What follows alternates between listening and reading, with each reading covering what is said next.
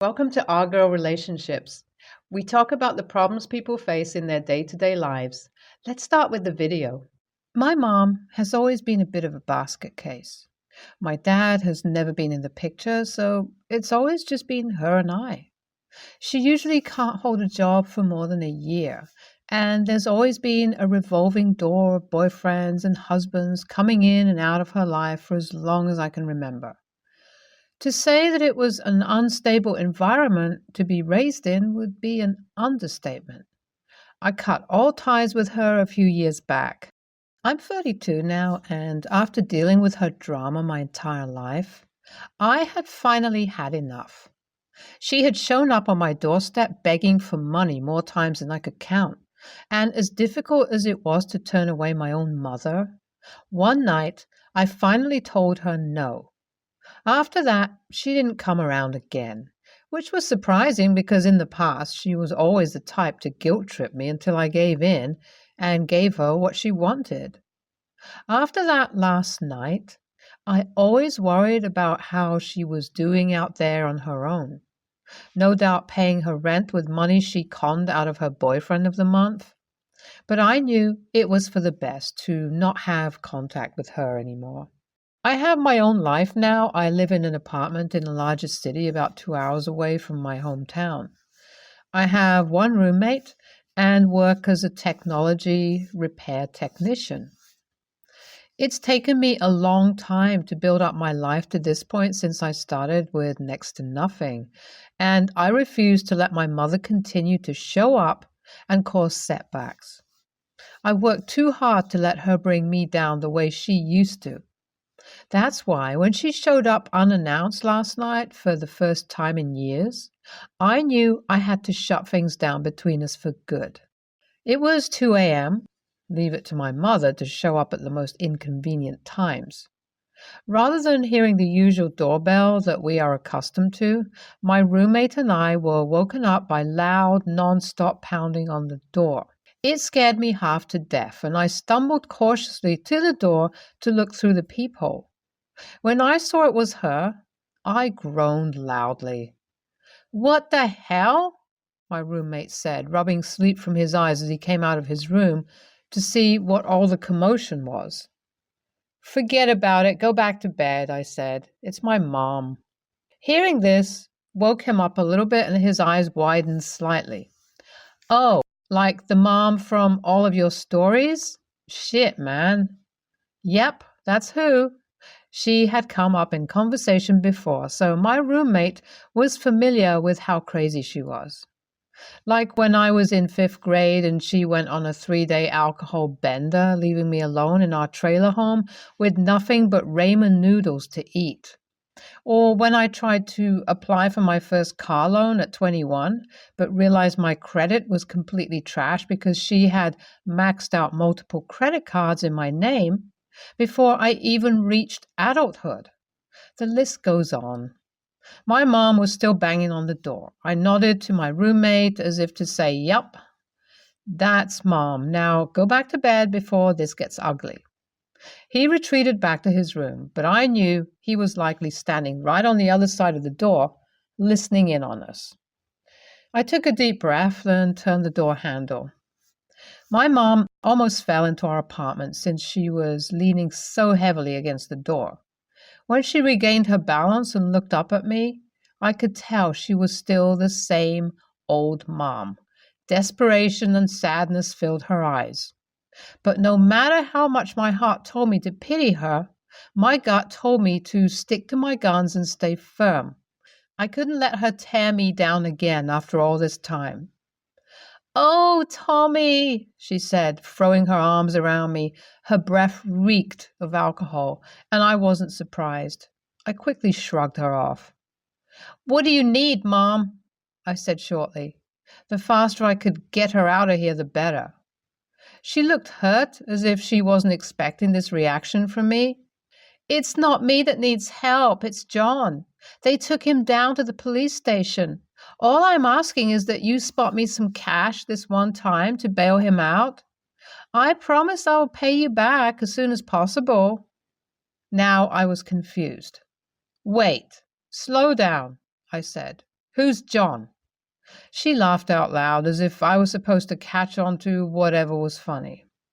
When I didn't respond, she said, "You know, John, my husband." I rolled my eyes. Sure, my mom had countless guys always coming and going, but she always used to at least let me know when she decided to marry one of the poor guys. This was the first time I had heard of John. "No, Mom, I don't know John. How long have you been married?" She squinted her eyes and looked like she was concentrating really hard, trying to figure out how long it had been. Let's see, like 2 years now? We must have just gotten married after you decided to stop talking to me, she said. Here we go with the guilt trips. Yeah, must have been, I said dryly. What did John do? It was the dumbest thing, she said, slurring her words slightly. He just needed to go really bad. But we were hanging outside the bar and he decided to whip it out right there on the street to pee. Except a cop was driving by and saw his you-know-what, and that jerk actually arrested him over it. I pinched the bridge of my nose in frustration. Let me get this straight. You have a husband who I've never even heard of, who just got arrested for indecent exposure. You show up at my house unannounced in the middle of the night, and after all that, you still expect me to pay bail for a guy I've never even met before? She nodded as if this all sounded completely normal. Typical mom. Off in her own little world, so caught up with these ridiculous men that she can't even see how she's negatively affecting her own son. I don't even know why I act surprised anymore. I sighed and weighed out my options. I could slam the door in her face and go back to bed right now and pretend this never happened. Then I'd go back to pretending that my mom didn't exist and try to continue living in my life without her.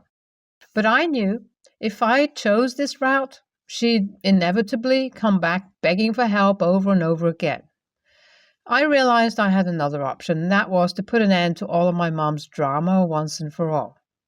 I needed to take a stand right now and let her know that after tonight, I wasn't going to be available to deal with her crap anymore. All right, let me get dressed, I said, leaving her in the hallway while I went to put some clothes on. I came back out 5 minutes later and we walked to my car together. She was thanking me profusely all the way to the police station, telling me how grateful she was that I was helping her and that she would never do it again. Except I knew she would never ask me for anything again. I was going to make sure that after tonight she wasn't going to want anything to do with me. We arrived at the police station at about 4 a.m. When we walked in, there were 2 officers waiting for us in the lobby. You the guy who called ahead? One of them asked. I nodded. My mom shot me a confused look. What do you mean, you call them? She asked. Mom, we're going to need to search your bag, the other officer said, reaching for her purse. She looked at me again, horrified. That's when it all clicked in her head. I never intended to come here and bail out John. You bastard! She yelled at me. She tried to clutch her purse so the officers wouldn't be able to look inside of it, but they took it from her before she could get a good grip on it. She started to put up a fight and actually hit one of the officers on the side of the head. In a flash, one of the officers had her turned around with her arms behind her back, cuffing her. The other officer was shining a flashlight in her purse and in no time at all pulled out a sandwich-sized Ziploc bag full of pills. I'm assuming you don't have a prescription for these? The officer asked my mom. Oh, what do you think? She asked him sarcastically. Of course she didn't have a prescription, which is what I was betting on. When I called the police back at my apartment to tip them off about a woman who was in possession of illegal drugs, I didn't know for sure that they were actually in her purse. But my entire childhood, my mom never went anywhere without her precious pills, so I had a strong feeling they would find some in there. Mom, you are under arrest, said the officer who cuffed her. He began to recite her Miranda rights, and they both started leading her through a door at the back of the lobby. "Screw you, kid," she yelled at me as they walked. "Don't ever expect to hear from me again." And that's exactly what I was counting on. I have no idea what happened after that. I assume she's sitting in a cell somewhere waiting to go to trial. But I haven't followed up. All I know is she's probably actually safer in jail than she is out in the world with the scumbag crowd she hangs out with. And now I won't ever have to deal with her taking advantage of me again. Today was the day of my mom's trial. It's been 3 months since I drove my mom to the police station. She's been in custody ever since that day. She called me from jail once she found out when her court date would be. She didn't say much other than telling me the date and time in case I wanted to be there. Then she hung up. I've debated ever since she called me whether I want to go to trial or not. On one hand, I kind of feel a responsibility to watch her sentencing since I'm the one who reported her to the police. As much as I don't want to feel it, I do have a little bit of guilt about bringing her in. But then I remind myself that it isn't my fault she got arrested. It's hers. I'm not the one who was toting illegal drugs in my purse, and I'm also not the one who neglected her child. She's the one who committed all those egregious acts. I'm just the one who put an end to all of it. The trial is 3 hours from now, and I still haven't decided what I'm going to do. I guess I'll update after I make my decision. I did end up going to my mom's trial yesterday. It was a difficult choice to make, but I'm glad I did. It was hard seeing her like that in an orange jumpsuit and handcuffs, but honestly, otherwise she looked better than ever. She was completely sober, and she didn't look as tired or disheveled as she usually did. At first, when they brought her into the courtroom, she saw me but didn't make eye contact with me. Normally, my mom would have been full of hatred towards a person who wronged her like I did. But that day, she actually seemed ashamed, like she knew she had messed up. I think that's the first time I ever saw her look remorseful. The case was pretty straightforward. There was no denying that my mom was carrying illegal amphetamines in her purse, so she was charged with a felony. She pleaded guilty, and that was that.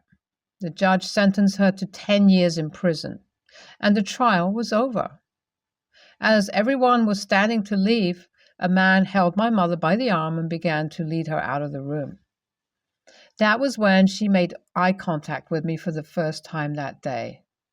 There was a deep sadness in her eyes, but for some reason, I also sensed gratitude in her expression. Then she mouthed the words, "I'm sorry," to me. All I could do was nod in return. This was something I never expected. I thought my mother would hate me for the rest of her life for what I did, and that we would never be in contact again. But maybe this is exactly what she needed, what we both needed. Never once has my mom apologized to me for her behavior, so knowing she said those words lifted a weight off my shoulders that I didn't even know I was carrying. I don't know what's going to happen in future, but a small part of me hopes we may be able to mend our relationship one day. I'm not getting my hopes up too high, though. My mom has been in prison for 2 years now, and I never thought I would say this, but our relationship is better than it ever has been. I've been visiting her once a week ever since she was put away. It was difficult the first time because I was afraid of what our encounters would be like. But she actually thanked me for getting her the help she didn't realize she needed. She ended up getting her sentence lessened for good behavior and will be getting out 4 years from now. It's like she's a completely different person, and I can't wait to see how our relationship grows from here. NAH. I have actual tears over this story. That was a difficult thing you had to do, but I'm happy it worked out in the end for both of you. NAH. Wow. Initially, I thought that you were the biggest a-hole in the world for snitching on your mom. But I can see that in this situation, she was just a hurting addict and you were a hurting son, and that was the best thing you could have done for her. Kudos to you, man. My boyfriend and I have been together for 4 years, and we recently celebrated our anniversary. He got me a really beautiful necklace that has both our birthstones and our cats. I've been obsessed with it since he gave it, and I've been wearing it everywhere I can. His family throws monthly get togethers. We normally miss them since they aren't the nicest people to me, but he had promised them he'd come this time since it was his little sister's birthday. He told me I didn't have to go, but I felt a little bad if I let him deal with them alone, so I decided to come along too. The get together was fine until his friend, well, more like an ex friend, came up to me and started gushing over my necklace. I would have taken it as a normal compliment if I didn't know how the girl was. She has been in love with my boyfriend since they were teens, and apparently she has yet to let it go. My boyfriend saw how she was annoying me and took me away to get some more food, and when we came back, she came right back up to me and begged me to let her try on the necklace. What possessed her to even ask that is beyond me, but I politely declined and told her I wasn't comfortable with her doing that. She kept on pleading and telling me how she just wanted to see how it would look on her. I snapped at her, telling her she was pushing my boundaries and said, "For the love of God, please stop asking." She got upset and looked a bit teary-eyed. She went to the other room, dragging my boyfriend's little sister with her, and I could tell they were ranting about me. My boyfriend's mom pulled me aside and said I was being unreasonable, and if I had a heart in me, I would have just let the poor girl try it on. I walked away from her to go get my boyfriend so we could leave because I was seconds away from losing it, and I heard a couple of his family members talking about how much of a bitch I am.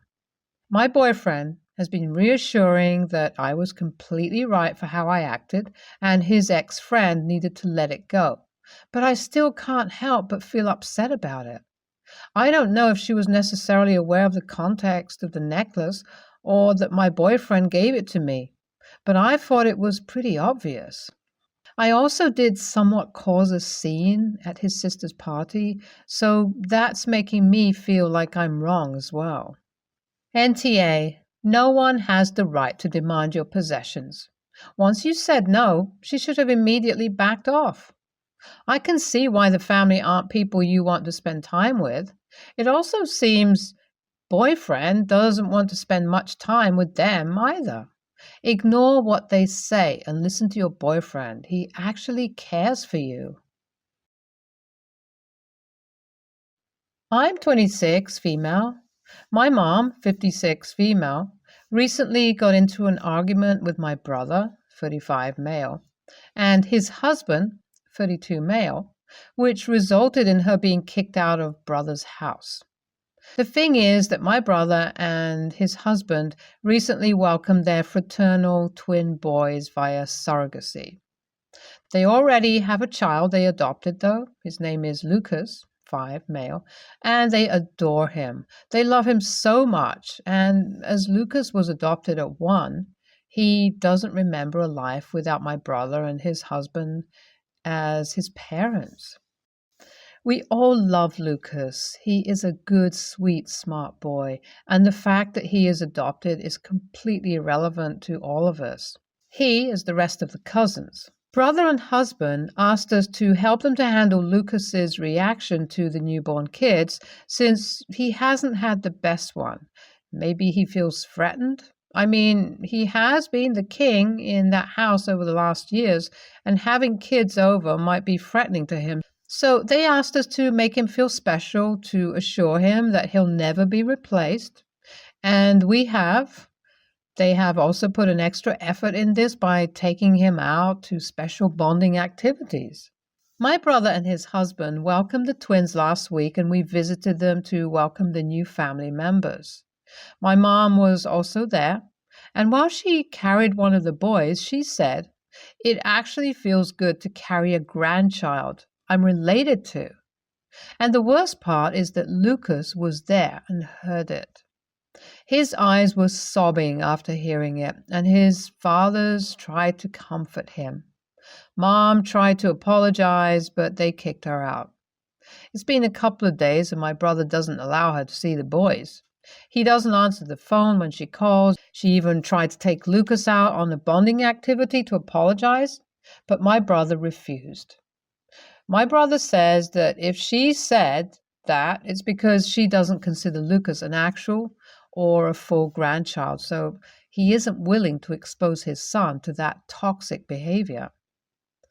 My mom complains and says it's just a single mistake. They should forget and focus on the fact that she's been a terrific grandma to Lucas. So I told her that she deserves to be excluded from her grandchildren's life, at least for now. They might come to terms in the future. Because of her comments and hurting Lucas's feelings, she cried and called AH, who is also making a big deal about it. Auntie A, your mom needs to do some self-reflection to see how damaging her statement was. It's not that it was one mistake, it's that it was a really, really bad one. She may be one of those types of people that invalidates other people's feelings and thinks she can just brush it under the rug. Your brother ain't having it. She better dig deep and have a really heartfelt apology, as well as showing how she's grown from this mistake. Otherwise, you bet she earned that exclusion.